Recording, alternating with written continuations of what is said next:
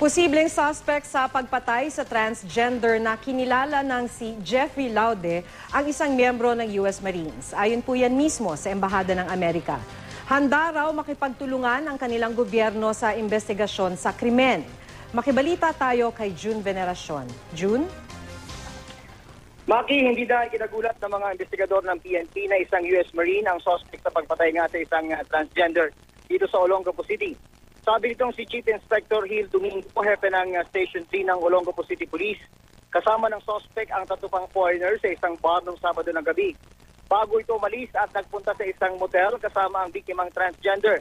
Nasa 30 minutes lang daw nagtagal sa motel ang dalawa. Pagkatapos ay umalis na ang suspect at naiwan ang biktima na nakahandusay sa loob ng toilet.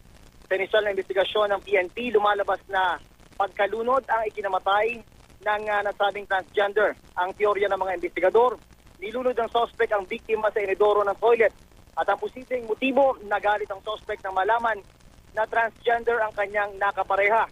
Pero ang nakakapagtaka, Maki, kabilang sa mga na-recover sa crime scene, ang 2 gamit na kondom.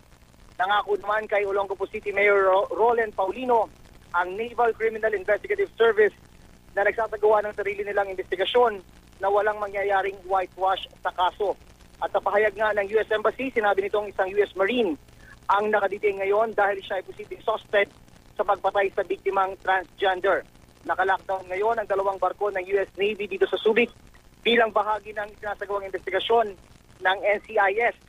Sa report naman ng Navy Times na ang hindi pinangalan ng US Marine ay nakibahagi daw sa katatapos lang ng joint training exercise sa pagitan ng Amerika at Pilipinas. At yan ang latest mula rito sa Olongapo. Balik sa iyo, Mac. Maraming salamat, June Veneracion.